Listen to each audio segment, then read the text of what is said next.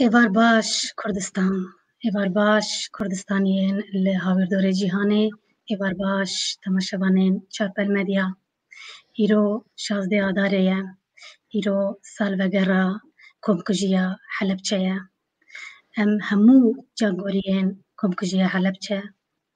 hemû cangoriyên Kurdistanê bi giramî, bi rêzdarî bibîrtînin. Temaşevanên hêja bernameya me ya îşev li ser kampanya ji bo sensûsê ye ku 21 Adarê roja Newrozê li Brîtanya serjimara giştî heye. Serjimara Brîtanya ferqiyek wan ji ya welatê din yê Ewropa heye. Em ê niha bi mêvanê xwe re li ser vê mijarê û vê kampanyayê berfireh bipeyivin, sohbet bikin, agahdarî bidin. Sê mêvanê min ji Brîtanya hene. Yek ji wan bi rêz Doktor Sabahat Karaduman. Tu bi xêr hatî? Sabahat gelek spas. Serçevan. Yê duyem bi rêz Muhammed Baxtiyar, cîgirê serokê opozisyona şaredariya Kensington û Chelsea ye û yek ji serkêşê vê kampanyayê ye. Tu bi xêr hatî Kak Baxtiyar. Yê serçav.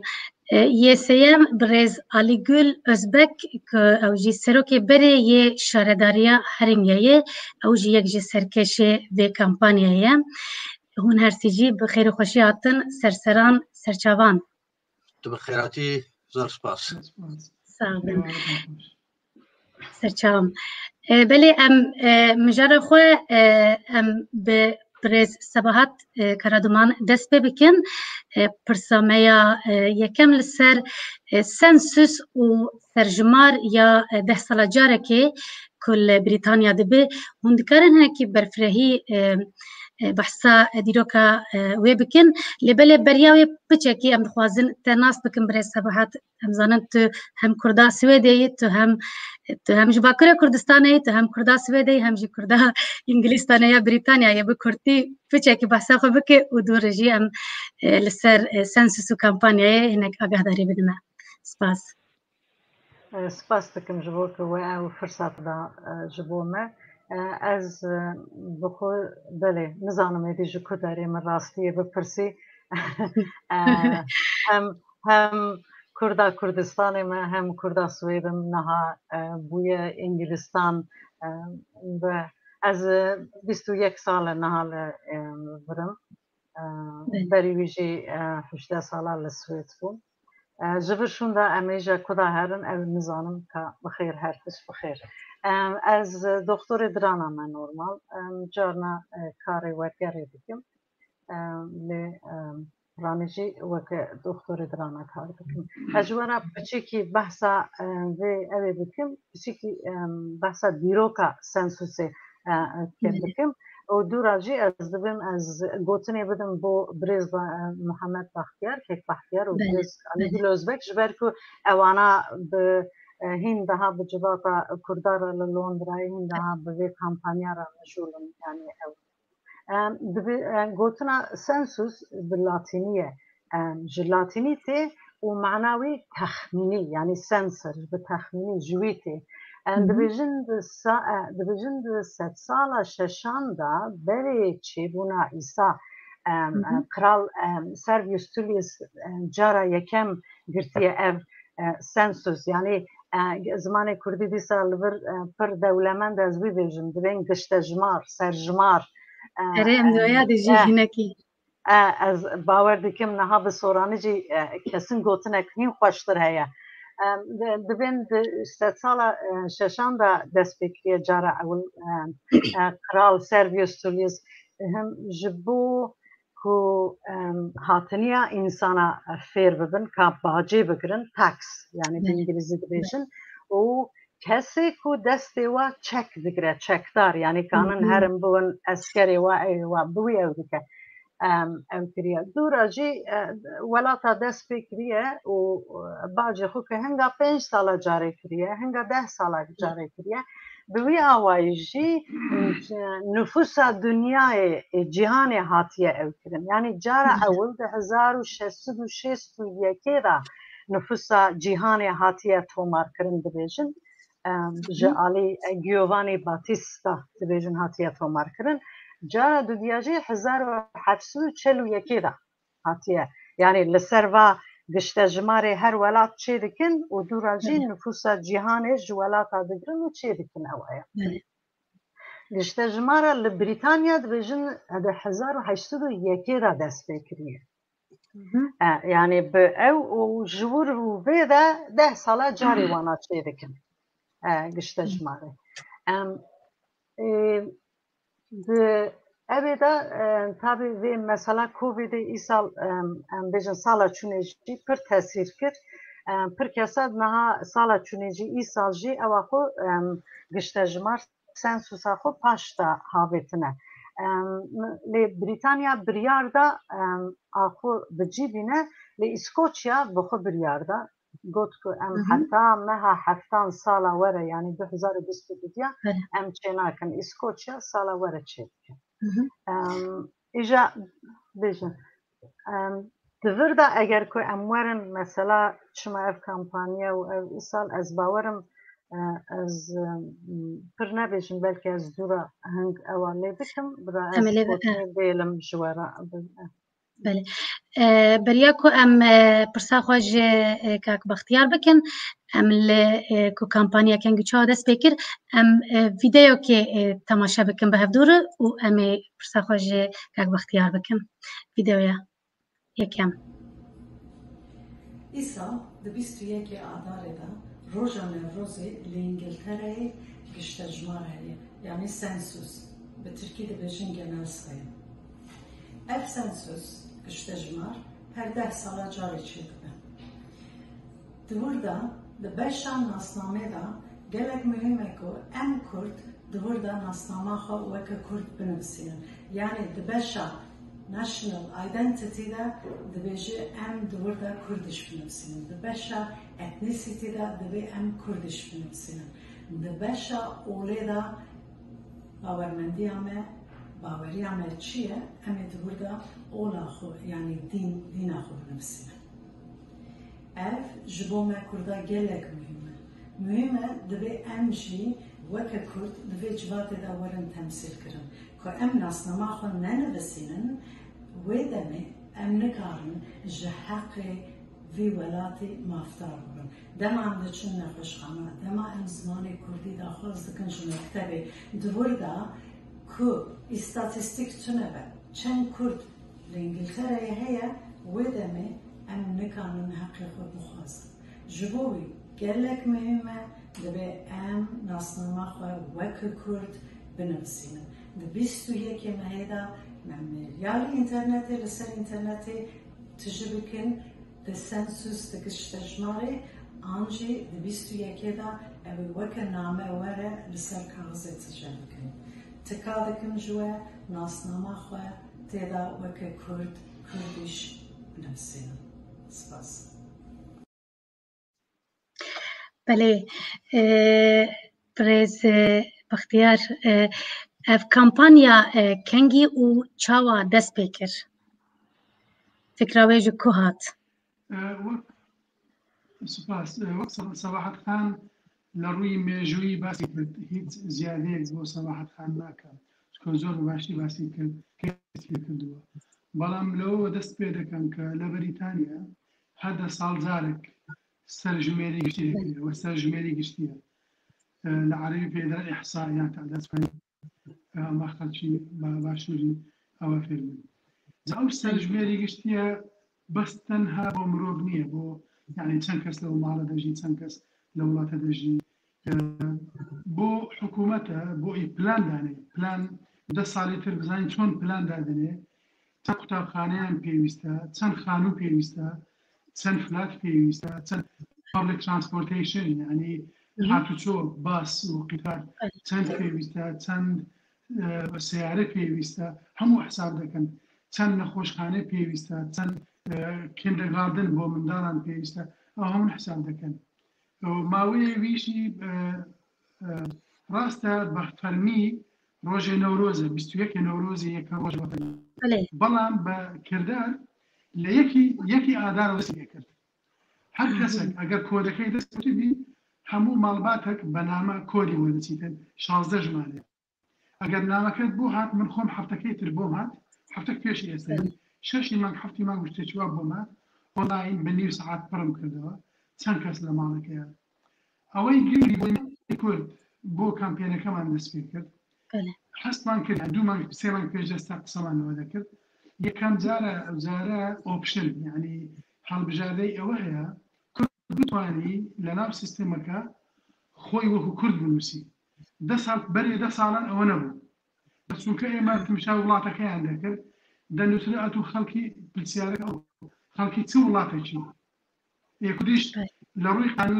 قانونی دەستوری کوردستان دەوڵەت نییە ئینتیتی نییە یعنی دەوڵەتان دانی پێ بنێن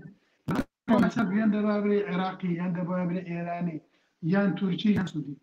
بەڵام ئەو جارە پرسیارەکە بەو جۆر لە چ وڵاتێک لەدایک بووی ئەو جە لە پاشان دەپرسێت ئایدنتیتی یعنی شناسنامەت چییە نایەتی تو چییە خۆ بەت دەزانی اینجا لەوێ کە کلیک دەکەی هەڵبژاردەی کورد هەیە من ئایدنتیتی من شناسنامەیە من هەویەیە من کوردیە لە پاشان دەپرسی زمانت چییە زمانی من کوردیە چنەتەوەکی قەومیشی یعنی خەڵکێڕە کورد نییە بەڵام خۆی بە کورد دەزانی تورک نییە بەڵام خۆی بە تورک دەزانی عەرەب نییە خۆی بە عەرەب دەزانی لێرە ئەوە جیاکرێتەوە ئێمە دەتوانین بڵێن ئێمە زمانمان کوردیە نەتەوەمان کوردە و شناسنامەشمان کوردە خۆشمان بە کورد دەزانین ئەو هەڵبژاردەمان هەیە بۆ ئێمە زۆر گرنگە یەکەم جارە لە بریتانیا لە دوای ئەو سێنسەسە کە ڕۆژی ئەخیر ڕۆژی ئەو سەرژمێریە 4 مێ 4 مانگە پێنجێ یعنی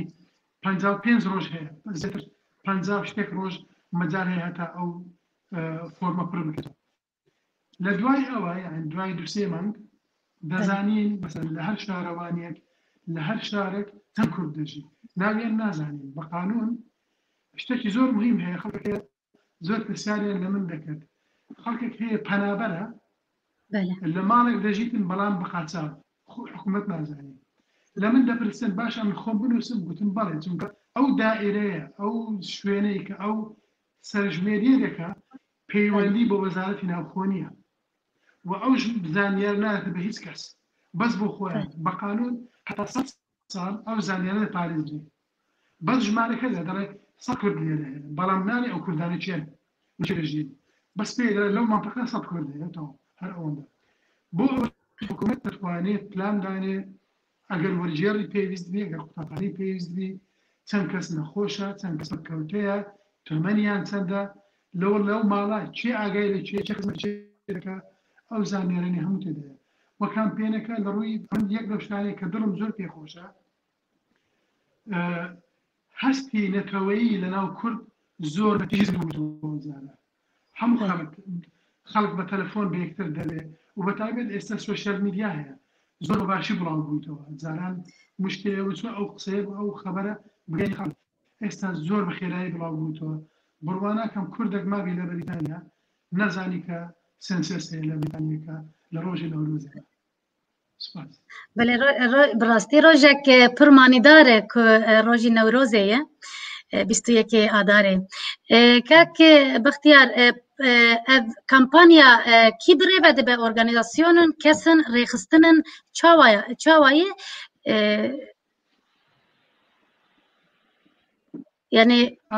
وەکو عەرزم کردی لێرە ئێستا لەبەر سۆشیال میدیا بەڕاستی کارەکان ئاسان بووە یعنی جاران دەبوایە بچی فیزیکلی ڕوبەڕوو خەڵک ببینی کۆ ببیەوە لە شوێنێک دابنیشی بەڵام ئەو لۆکداونە ئەو مەسەلەی کۆڤید یەک لە ئیزابیەکانی پۆزیتیڤەکانی ئەوە بوو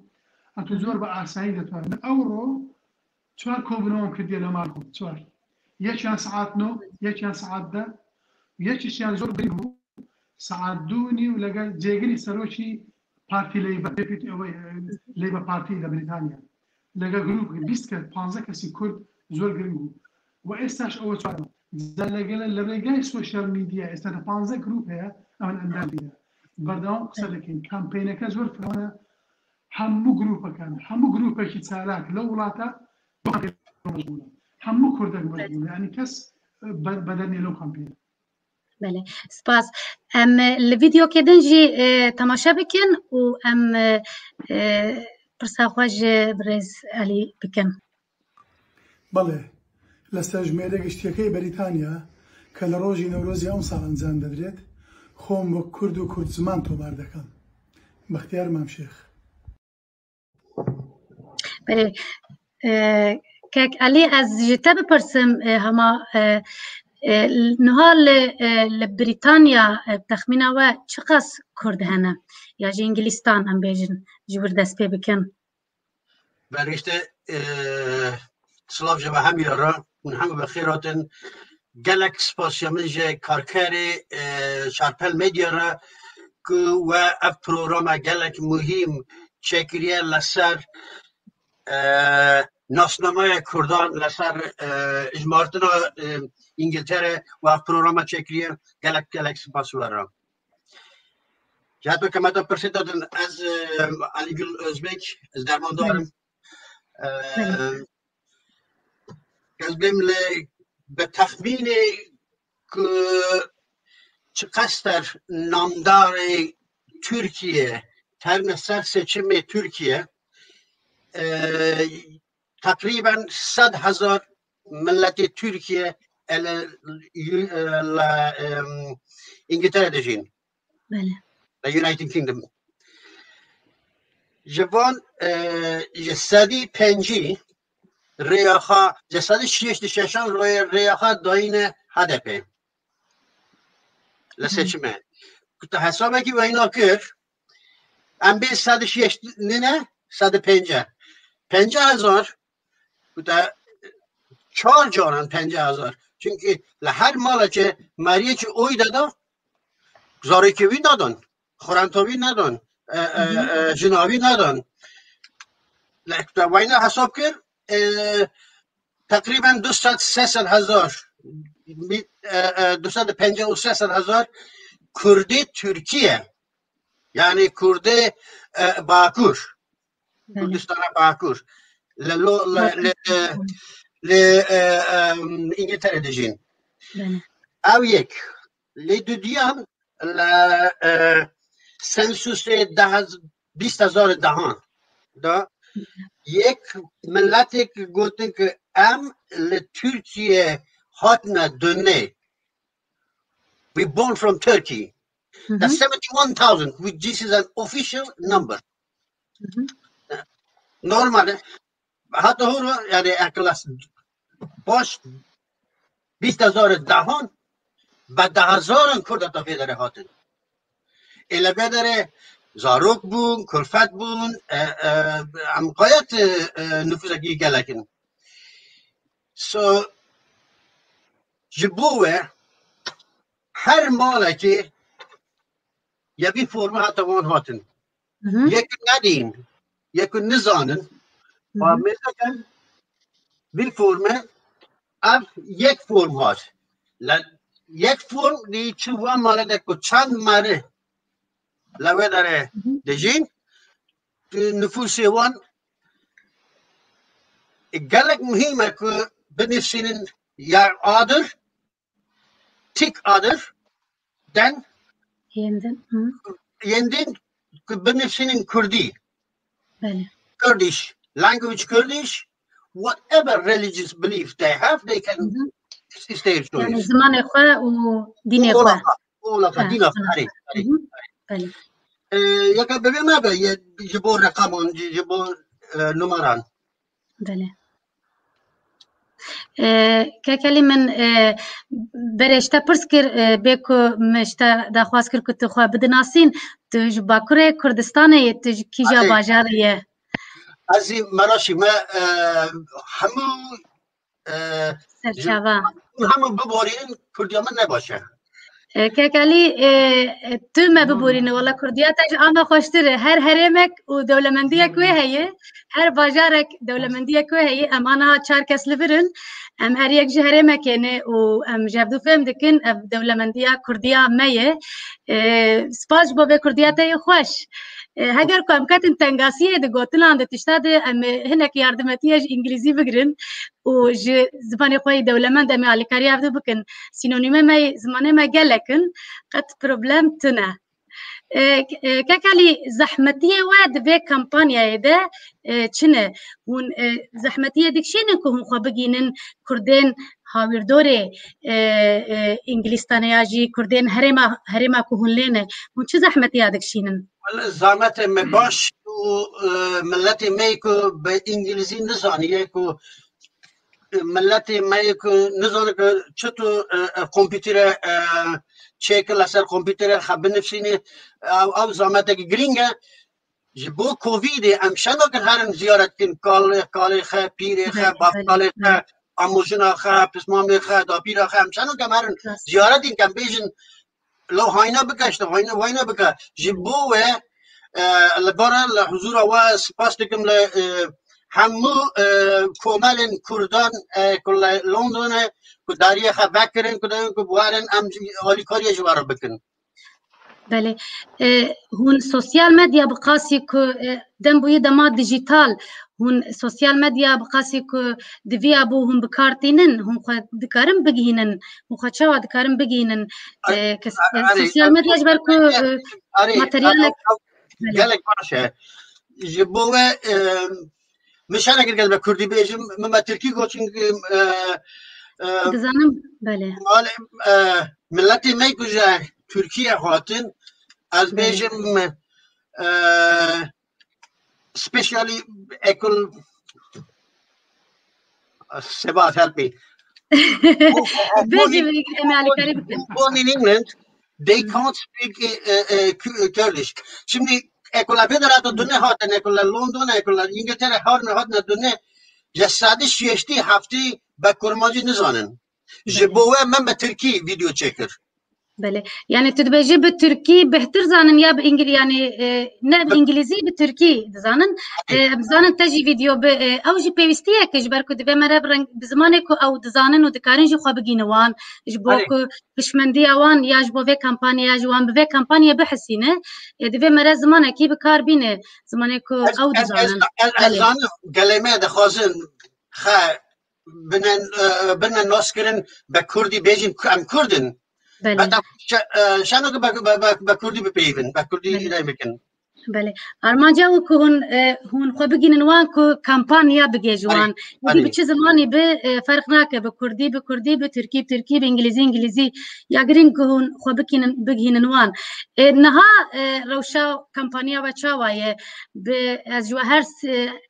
کاک بختیار و کاک علی روشا کمپانیا آنها ده چه آسته ده هندک مایج 21 آداره ره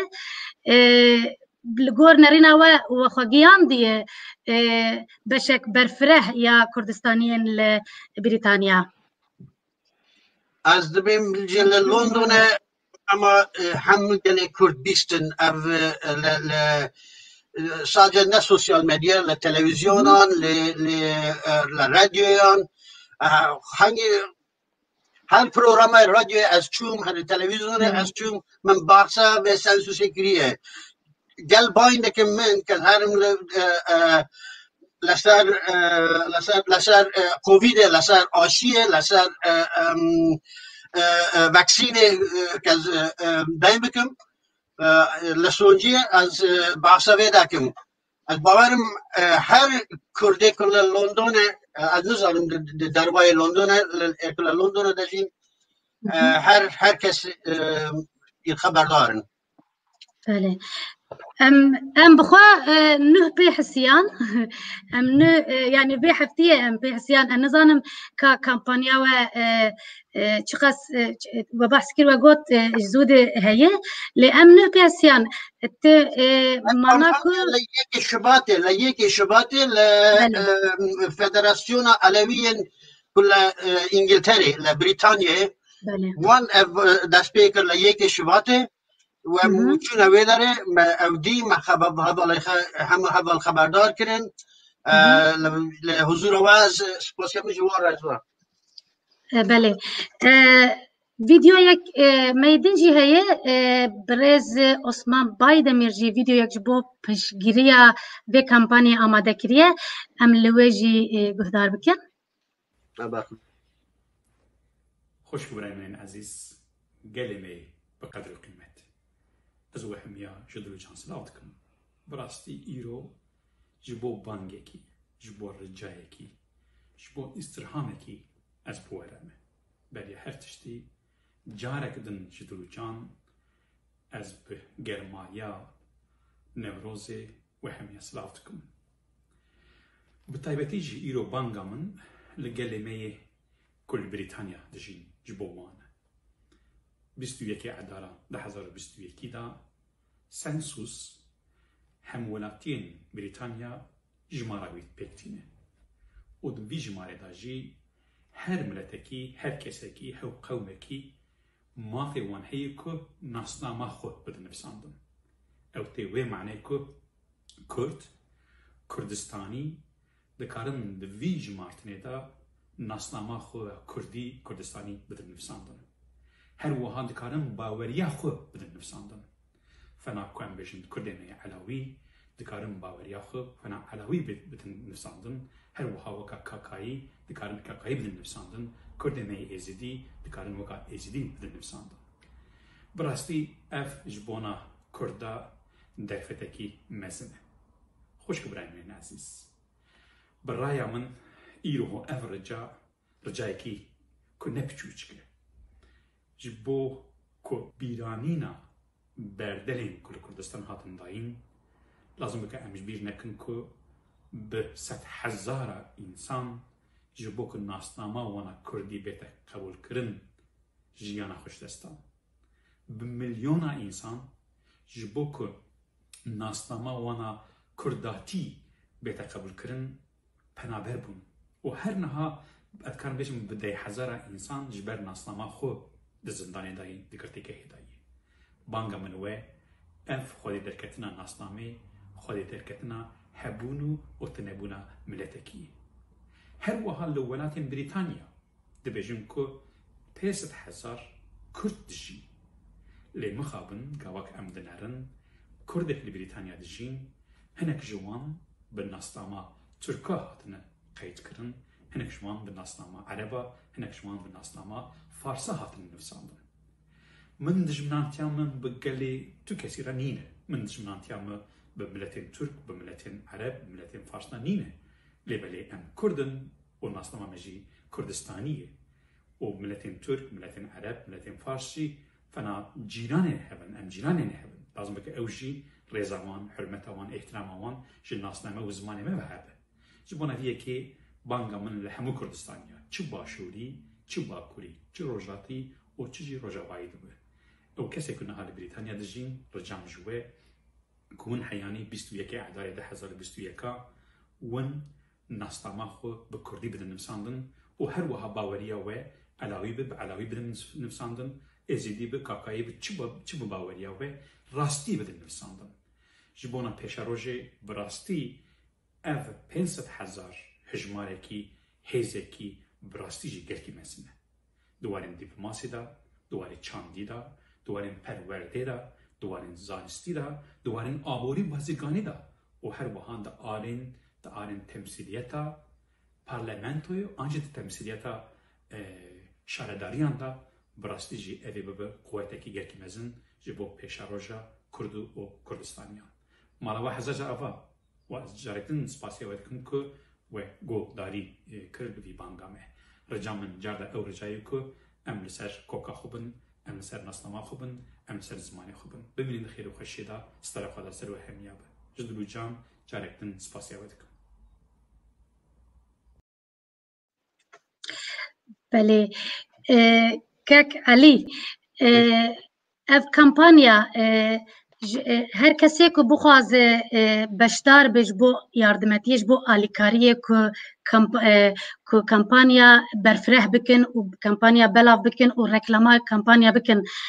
برای خود دین که یعنی جبر خواه ویدیو چه دیکن یا بر پرسیار هنه جوان ده پرسن یا چه واده مشه؟ لسر سوشیال میدیا ویدیو چه دکن بلا دکن و سر کمال کردی همه کمال کردی و ترکی و علاوی وان کمپانیا دست بگیرن لسر سوشیال میدیا و لسر تلویزیون و لسر رادیو همه گلی کرد پیشتار کرد ریپری کرد قالبه دکن دبیجن هر کس به کردی که اولوان چیه علاوی نسر بیجن علاوی نه که ککینه بیجنم بک که عثمان گوتی ام ککینه ام سنینه و حنفینه اولوان چیه او بنفسینم و ethnicity which is very important قالك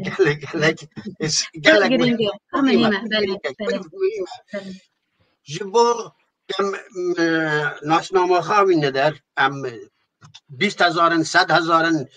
200,000 500,000 و چقدر ام همه ام زانبن که نفوس هم چیه لبی ولاتی و پروبلم ما لدیاسپوره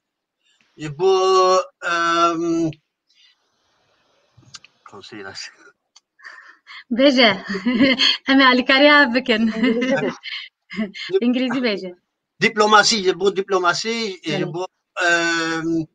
پروبلم کردی که بین پارلمانتو نفوس هم گلک مهمه ام بیشن ام کردن ام 100,000 ام 200,000 ام 500,000 و از باورم بله 400,000 کرد هنه لبریتانیا 400,000 بله کرده که بله فرما اگر ایسنا هذا از تشکیل زده که ما که علی و که بختیار شکوت یعنی اوه ناسنامه دا اتنیسیتی دا که مرا خود بنویسینه مرا دا جواکی دا هیزا خواه نشان بده نزدیکنه دا سالا پشتی دا سنسوسا دا سرجمارا 2011 دا سیخا یعنی اوه که دا هندستانی دینی و سیخن وانا حکومت انگلتره دان محکمه گوتن که ام دور دا 420,000 یا 430,000 کس بود انگلتره حکومت دان محکمه they took the government to the court الور خوندان قبول کرن د سنسوسا ای سال دا هون میزه دکن دکشه دا ناوه وان تیرا هیا اولا وان تیرا هیا زانی yani demek ki vaya jiyekitiyeti و جیکیتی و به هفره با ارگانیزه کرنه یا ایجا لگل که ویدیو و بریز عثمان باید بیر ما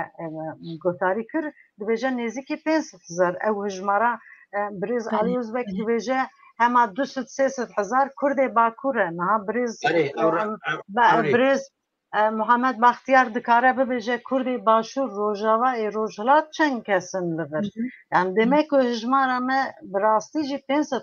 500,000 لبریتانیا هجمار هندک نینه که مرا بکار به خو ارگانیزه بکه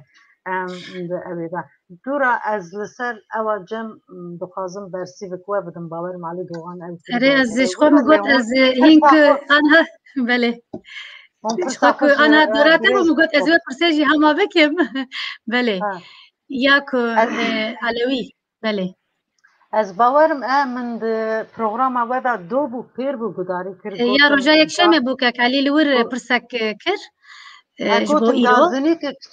گوتن گازنی که چی بویا گازنی کرنه لسر ویدیو ورکو چی بویا که بحثا اول نکریه از باورم او پروبلم گزمانه نه برز علی ازبک گویا گوت جسدی شست کردم باکور به کردی نزانن یعنی اوایا هندیکاپک میه اگر وی چقدر به کردی نزانبن یعنی دور دا ام بیجن برز عثمان باید امیر گوتیه کاکایی به علی به سونی به یعنی برفرهتر کریه لي ما دقيقة كنيف دا من قوت أولا خو دور دا ما بكري قوت يا باورم فيديو د جاراجي وأوكر از دبجم دور دا يعني خلاتي أوجي زمان تجبركو زمان فهم نكرنا عن أو نكرنا أوجي هانديكابا ما يعني بله از باورم لسرکو هگر کردن علوی بشا ناشناليتي و دين دي يعني هر دو اجي علوي بنفسين يا ادويات نزلالي يعني زلالتر بس باورم للسرويا برسابو كمرا زلالتر از كردم بله اولا من علوية ها ادويات اولا تاكا قرية طبعا كرد اولوي سنية وحنيفية اول نا عيني ننا اول فرق نا عينية بله برس او بو بله كاك علي برس او بو جبوكو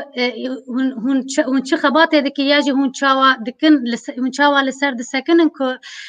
ده هر دو پرسان دجي دين نه نفساندن يك نتو به نفساندن يك دين به نفساندن يا جبوكو تابل هابنا بله هر دي هنا بيغمان هنا بس د كامبانيا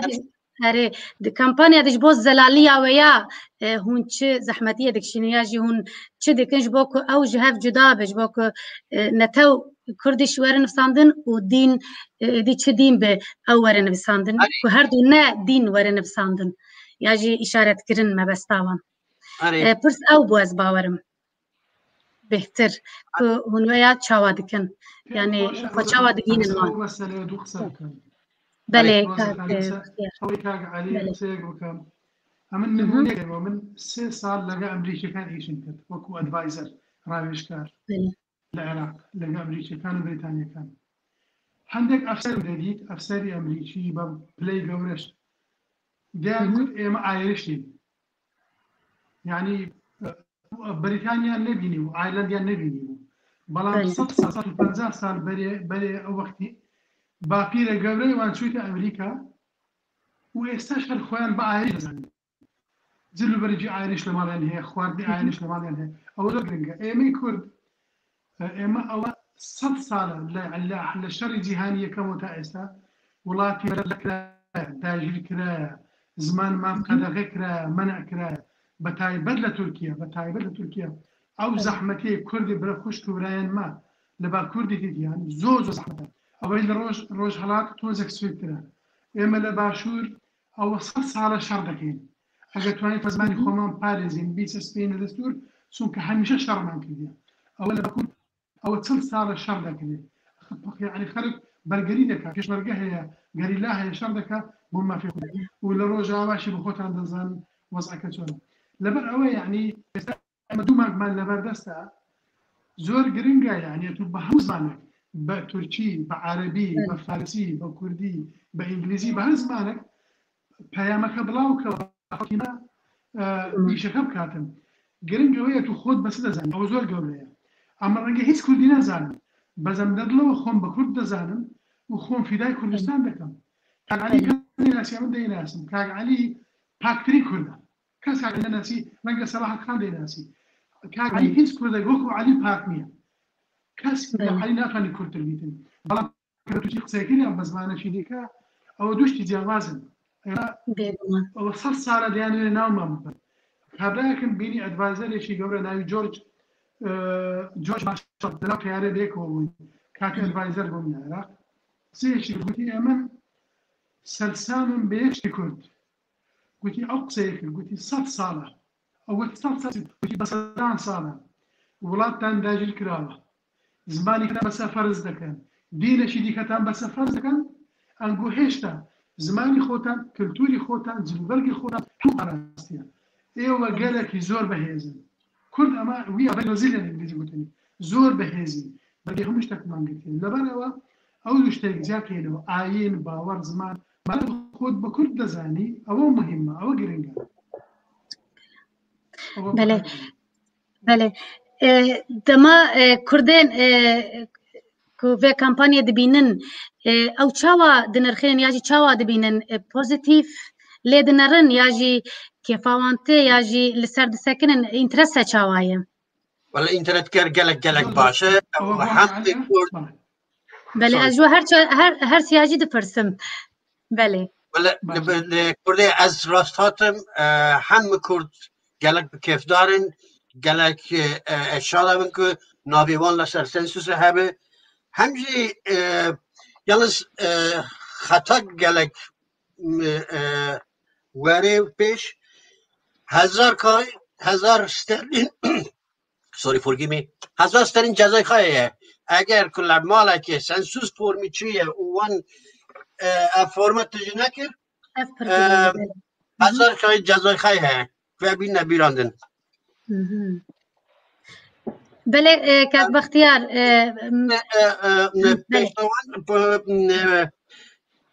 her malekê nek meriyeke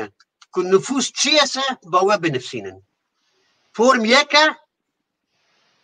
fakat daha merî li vê malê ne mesela sê merî li vê malê ne yek form tê hete her malekê ba ve xetaya nekin ba nebin ku serî meriyeke formeke were ew xetayekî giring e li mala min ez bi tenê nînim em sê merine fakat form yeke ba hevalî min dî nebêjin ku o evî form ji te re hat ji me re nat ev birbave her kesek zanibe باشه کۆمەلە و فەدەراسیۆن vê ئاگاهداریê we behs kir we got gelek Kurdistanî bi îngilîzî nizanin کۆمەلê Kurdan ya jî federasyon ya jî rêxistin ew çawa vê ئاگاهداریê gelo vê ئاگاهداریê li gor ku pêwîstê didin hemûlatî alîkarî dikin mesela yekê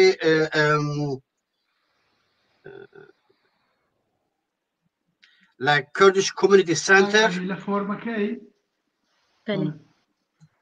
فۆرمەکە کەنامەکە بۆ ماڵبات ڕۆزەخانەکە بووری کەنامەکە لێ بۆ ماڵباتەکە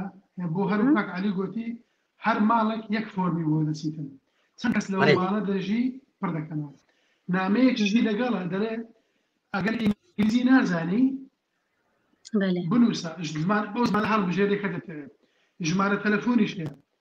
کوردیش یەک لەو زمانانەیە کوردی سۆرانی و کرمانجی هەیە تەلەفۆن بکەیت بڵێ یارمەتیم بدەن ئەمە نازانم ئەو فۆرمە پڕ بکەمەوە یارمەتی دەدەن حکوومەت بەخۆی ئەوە دەکات جگە لە فدراسیۆن جگە لە کۆمەڵگە حکوومەتیش بە لە ڕووی قانونی یارمەتی پێشکەش کردیە بەس پێم خۆشە باسی خاڵێکی تر بکەم تۆزێک پێشێستا باسمان کرد لۆبیکردن بۆ ئەو ژمارە بۆ کورد زۆر گرنگە لەبەر چ یعنی لێرە ئەو ئەوروپا بریتانیا بەتایبەت زۆر باسی ئەوە دەکەین چۆن لۆبیکردن بکەین ئێمە بە بەردەوام خۆ پیشاندان دەکەین دژی تورکیا دژی ئێران دژی سووریا دژی رووسیا هەندێک زار دژی ئەمریکا لە بۆ ئەوی پاڵپشتی کورد بکەین بەس ئەمن و کاک عەلی هەردووکمان ئەندام شارەوانی بووی کاک عەلی ئەمن ئێستاش ئەندام شارەوانی شارەداری لە کینزتن و چەلسی کە چوێ ناو دەستگا سیاسیەکانی ئەو وڵاتە پێگەی هەندێک شت کاریگەری هەیە زۆر لە خۆ پیشاندان گەورەترە یعنی بڕۆ خۆ پیشاندان بکات 10,000-20,000 کەس ببە بڵێ ئاو باوەی خەڵک هاوار بکات بەڵام کاریگەریەوی چەندە ساعتێک 2 ساعات 2 ڕۆژ 3 ڕۆژ تەواو بوو بەڵام ئەگەر یەکێک بچیتە ناو ئەو دەستگا سیاسیانە لەوێ ئیش بکات یان فەرمانبەروی لە شارەداریەک یان لە وەزارەتێک یان لە حکوومەت ئەوە دەتوانی 20 ساڵ ئیشت بکە خزمەتی کەیسەکەت بکە خزمەتی ڕای کورد بکە بۆ ئێمەی کورد زۆر گرنگە بزانین چەند کورد لێرە دەژی و کاک عەلی باسی کرد لە کوردێن ڕۆژهەڵات و ڕۆژ ئاوا و باشوور چۆن ئەوان دەڵێن لە باکورد و هەیە ئەمە دڵنیان بەس لە باشوور 100,000 کوردی باشوور لە بریتانیا هەیە 100,000 بەسی باشوور لە بریتانیا هەیە من دەزانمەوە بە ژمارە زۆر دەناسی ئەگەر 10,000 کورد 10,000 کورد ئەگەر 10,000 کورد بەیەکەوە ئیش بکەن یەکدیگر بگرن 10,000 قیمەتێوان قیمەتێ 2 ملیۆن کەسە لێرە وایە من ئەو یاریە دەزانم یاریە سیاسیەکان ئەو یاریە دەزانم بۆیە دەڵێم ئەگەر چونکە لە یاریە سیاسی کاک عەلی ئەوە زۆر باش دەزانی لە هەڵبژاردنان کە بتێ ئەندام پەرلەمان هەڵبژێری یان بتێ ئەندامی شارەداری هەڵبژێری یان پەرلەمانت و هەرێمەکان هەڵبژێری حزبەکان هەر دەبژێرن یعنی ئەتوو لە شارەوانێک 2000 ئەندامی حزبەکە هەیە بەڵام ئەوانەی دەچن ئەکتیڤن چالاکن لە کۆبوونەوە 200 کەسن هەر 200 کەس ئەگەر ئێمە 50 کوردمان هەبی ئەکتیڤی چالاکبی لەو شارەداریە بچیت ئەو کۆبوونەوە ئێمە بە 10,000 کورد بڕوا بکەن بە 10,000 کوردی یەکگرتوو دەتوانین ئاراستەی سیاسی بگۆڕین بە 10,000 کەس ئەمن ئەو یاریە دەزانم بۆیە تکا بەڵام داخەکەی من لە چییە هەر کێشەی لە کوردستان هەیە لە باشوور کێشە لە پارتە سیاسیەکانی باشوور کێشە لەناو پارتە سیاسی کوردەکانی لە باکوور کێشە لە بینی باکوور و باشوور کێشە لە بین ڕۆژئاوا و ڕۆژهەڵات و هەروەها ئەوە ماڵی مەش وێران کردی لێ کوردی لەش فەرق کردیە لەبەر ئەوە هەموو دەری هەمومان قسە بکەین پۆزیتیڤ بین تکایە بە قسەکردن بە ئاخافتن بۆ چوونە سیاسیەکان یەکجێ یەک بکەنەوە ئێمە کوردی تاراوگە کورد کە لە بریتانیا لە تاراوگەژی ئێمە باشترین دەتوانین ئاسانتری بکەین بەڵام دەبی خۆمان لە نەخۆشیەکانی ئەوێ دوورکەینەوە ئەو نەخۆشی ئێمە بەس کوردایەتی بکەین هیچی تر نیە بۆیە ژمارە زۆر گرنگە ڕاستە یعنی ئەگەر 9 ملیۆن بی باشە بەڵام لەو 9 ملیۆنە ئەگەر 10,000 کەس بەیەکەوە ئیش نەکا 9 ملیۆن هیچ قیمەتی نییە دەبیدا 15,000 کەس بێکەوە یەکگرتوو بن بێکەوە ئیش بکەن بێگومان بەڵێ پرسێک من یەک ئەف کامپانیا گەلۆ مرۆڤ دکارێ بێ کامپانیایê بەرفرeh لە ئەوروپا بکە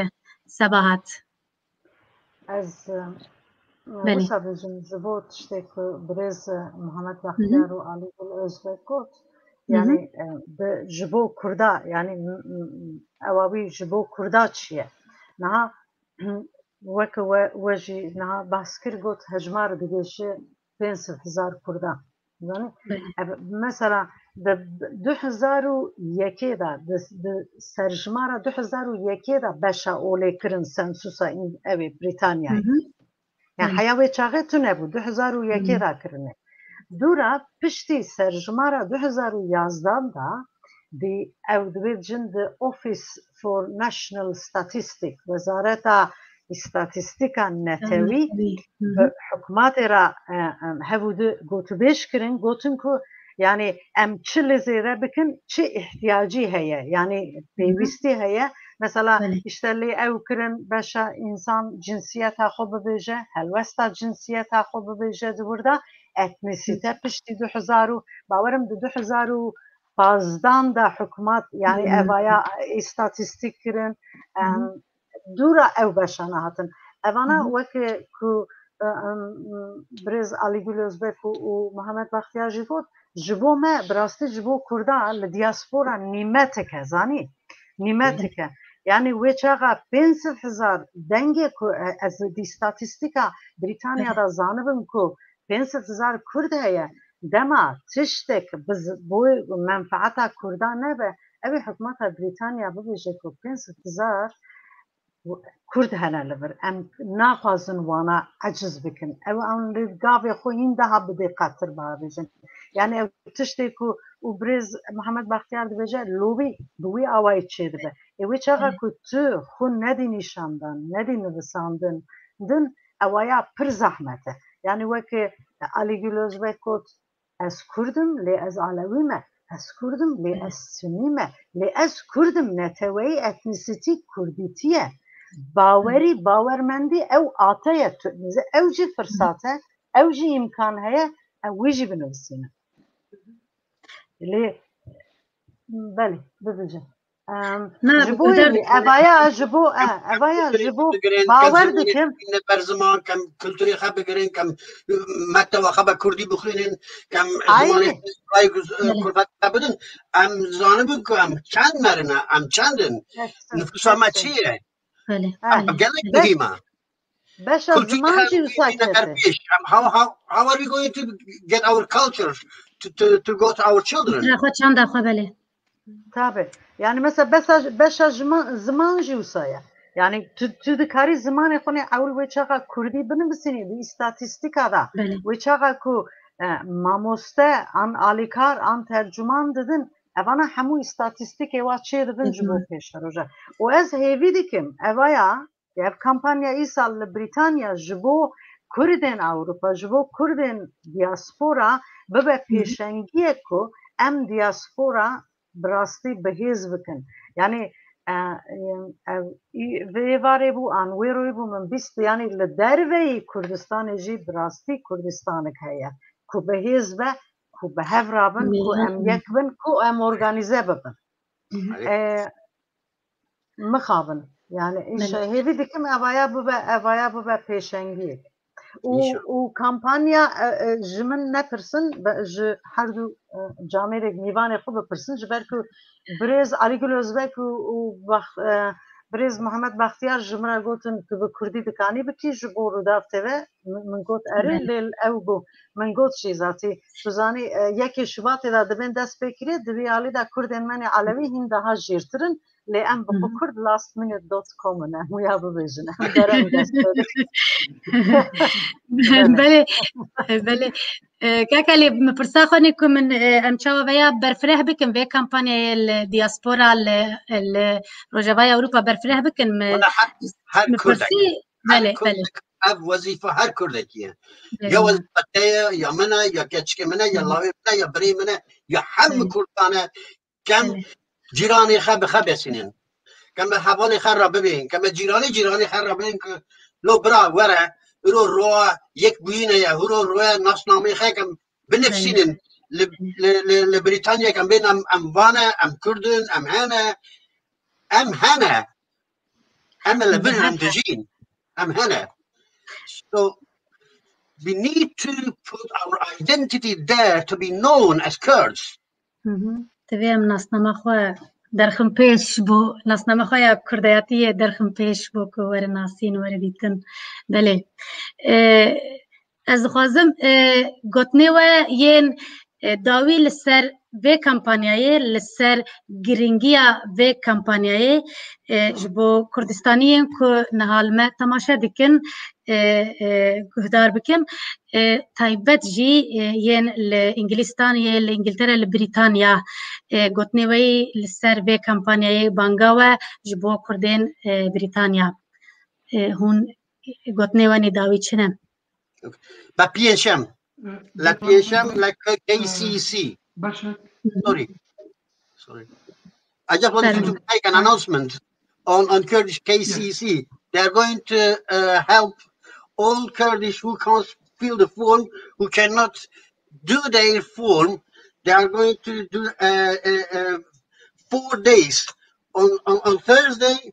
between 10 to 2. On Friday, between 10 to 2. On Saturday, between 12 to 3. On Sunday, between 1 to 4. So people can go there and register themselves. Le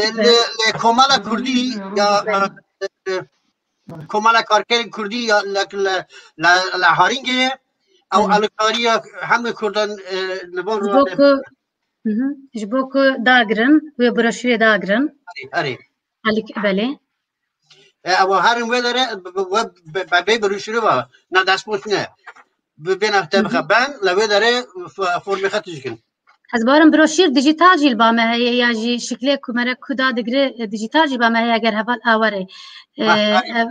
بله بله هند بیشتر که روزا پنجشنبه آلیک بخوازن آلیکاریا که چاوا بروشیر داغرن دکارن ورن کملیا و کملیا آکوتگوت آلیکاری بگرن که چاوا بروشیر داغرن نه ولی بله بله برز بختیار دوش گرین که یکیان اوی لبریتانیا لجی اوی لشانشینیه گتو لجی اگر سفریش بی لیرش نبی حتی سالکش لیره نبی چیش نیه چون که فرم که معلومات خدیتن اگر لیرش نبی یتوانی پرنسیپ بنوسی اول لیره دجی بالام استالیره چون او حوجاده هه فلان کس لیره دجی بالام استالیره نیه لشوی نشته ولی سکیتریش دیده اوی گرینگا اوی دوام اویا او پناهندانی که لمیش لیرن بالام ما فی پناهبریتی انیه لما خزمي شان لشوينك خۆیان شاردوتەوە زۆر گرنگە ناوی خۆیان پێ بکەن نەترسن بنووسن کوردن چونکە ئەو زانیاریە نادرێت بە وەزارەتی ناوخۆ بە هۆم ئۆفیس زانیاری وەرناگری ئەو دەستگای باسی کرد سەباحەت خان The Office of National Statistics ئەو زانیاریە هەتا 100 ساڵ بۆ خۆی هەڵدەگری نایدا بە هیچ کەس ناتوانێت بزانێت ناوی ئەو کەسانێ لەوەیە ئیلا گە حاک بکرێ ئەدەوایز ئەگەر نەکرێت لەبەرەوە حکوومەت دەستکاری بۆ زانیاری دەستی بۆ زانیارە ناگاتن زۆر گرنگە خەڵک بەشدار بیتن و کاتەکەش زۆرە تقریبا 2 مانگمان هەیە هێشتا 2 مانگ ماوە هەتا 4 مانگی 5 2 مانگ ماوە تا بۆ پڕ بکەینەوە. بەڵێ سەباحەت لەسەر کامپانیا و گرنگیە کامپانیا تتخوازێ گوتنێتەنی داوی چنە ئەس باوەرم هەن پرسێمەژی هەنە بەلکی تەماشەوانان هەگەر وەرن سەر مانیتۆریان ببینن بەس بەڵێ yani kasî ku ez dibinim min hêvî dikir ku organîzekek di hewsa berfirehtir hebe lê dîsa jî pir baş e her komelê dînî olî weke komelên Cemevî û Alevî ewana bi xwe em bêjin alî başûr da ev kampanyana bikin eweya pir mihîm e weke Birêz Mihemed Baxtiyar jî got ku divê navê wî çi ye mühim kesê ku li İngiltereyê bi qaçaxî dijîn îzna wan li vir tune ye bira netirsin bira navê xwe binivîsînin yani evaya tenê ji Wezareta Îstatîstîkê van naçe daîra biyaniya û divê mîgra xûs verket ku wana ji vir derxe ji bo wî pir muhîm e herî muhîm dibêje bi rastî em etnîsîta xwe yani pir muhîm e mera divê nasnama xwe di wir da binivîsînin û hêvî dikim ev kampanya weke gotin hikûmet telefonê wa jî heye tercümanê wa jî heye dikarin alîkarî bikin komele ji xwe zatiye niha dikin dibêjin em kanin alîkarî bikin û hêvî dikim ew ê hejmarek baş derkeve divê ya da. بله gelek spas pirsek heye birêz Alî Doğan pirsiye dibêje ji ber ku piraniya endamên Federasyona Aleviyan Kurdin derheqê vê tiştê de lazim bû zelaltir înformasyon bidana ku alternatîfa etnîsîte û ziman da ji Kurdî heye Alî Özbek derheqê vê tiştî da çi dibêjî kekelê bawerim tu jî pirsê dibînî dibêje ku dibêje endamê Federasyona Aleviyan piranî gi Kurdin gi Kurdin dibêje derheq vê tişta da lazim bû ku ewana yani federasyon bi xwe zelaltir enformasyonek vekirî bigotana ku alternatîfa etnîsîte jî heye yani Kurdîtî nasnama tena Kurdî jî di wir da heye yani rast e ev ê Federasyona Aleviya tenê beşa Alevî ew kiribûn eger ez ne xelet bim ne wisa ye nasname têda nebû ewana tenê li formê wan dibên Alevî bas wen ma pêva dayîkê peyivî tu li wir bûyî peyvê we digotin em dixwazin Kurd bêjin em Kurdin Tirk bêjin em Tirkin li ser li ser forman Kurdî û Tirkî tune but when they talk and they were on social media they're saying that Kurds should say Kurdish, Turks should say Turkish or whatever the ethnicity is they need to mention that but on their phone is only saying Alevi which is to me is unfortunate ez bawerim kekelê dibêje yani heger şaştiyek hebe mirov çawa dike ji ber ku dem hîn heye û derfet jî hîn heye yani îmkan jî heye eger ew mere çawa şaştiyek karibe rast bike ji bo ku şaştî nebe yani tev li hev nebe belê di derbarê kampanya de pirsê ku nehatine bîra min ku hûn dixwazin agahdarî li ser bidin heye gelo ez ji we her siyajî dipirsim پرسکی که درباره کمپانیا ده هم بخوازن آگاهداری یک برفرهتر بدن که من جبیرا کربنه پرسی به هگر هبه یکا ببین با همه گلی کرد بخبیسن if you can reach to anyone, so make them aware that there is a form they need to be filled in. Each house, there is one form for per house, but everyone should fill that in. That's very important. Thank you. بله از بارم تب انگلیزی گوت و کردستانیین لانگلیستانی همو فهم کرن هر مرباطك بروشيرك دچه همان قصه که علی دکم راست کمپینی بهز هی برادر میتوا هر کس که دزانی اگرداری استنسس هست با همو کسانه بله کنازن با همو با بش زن دیسان تلفن بکه تکست ایمیل بنیره استنسس هست که اگردار با پرد کرده با همو کس بله فرمکت پر کرده نوسید کردم نوسید آینکت زمانکت اوات همو نوسید بوی دل نیابود بوی بزنی کسی بزنم بله سبعت گوتنک تنی تاوی هایی از بله از تنی دخواستم ببجم دبی تشتکی جهر جدا بکن یعنی ناسنامه نها برز علی گل ازبک بخو کرده لکرده علویه برز محمد بختیار وکی کرد از کرده لکرده سونیه آن خریستیانه آن یزیدیه آن اینی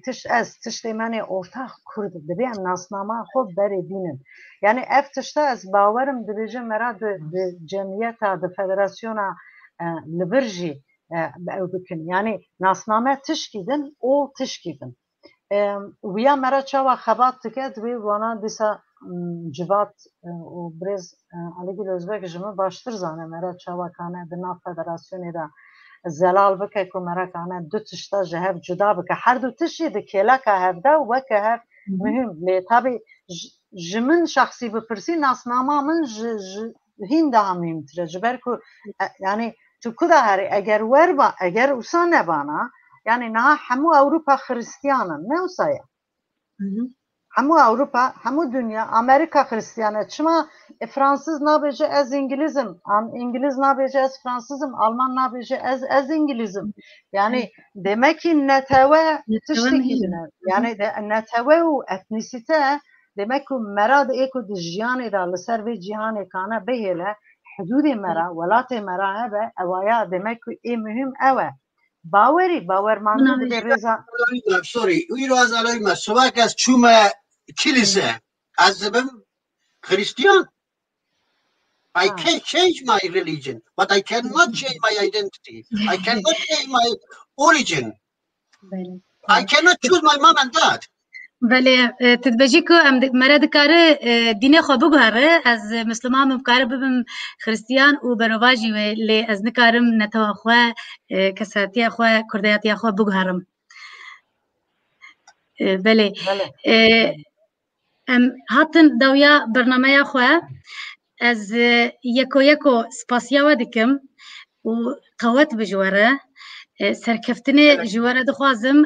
لسر ناوی و سرکفتنه جه همو کسی که آلیکاریا و دکن که هون آلیکاریا هفدو دکن و وی کمپانیا که پیروز دبینم و از براسته دل و جان هم سپاسی دکم و هم و پیروز دکم و کداوه پیروز دکم سرکفتنه دخوازم از هیویدارم که هون وی کمپانیا بگینن همو کردستانیین لبریتانیا که دما خود وی بروشری داگرن جبو ناسنامه خواه جبو وکو که علی گوت ایدنتیتی جبو که بشداری به کمپانی ببین او جی راست خط بکن از سرکفتنه جوار دخوازم قوات بجوار و گلکس باز جبو که وکاری بو ایشف بشداری برنامه ما ببین سلابو ریز جبو و سلابو ریز جبو کردستانیین بریتانیا جنهاد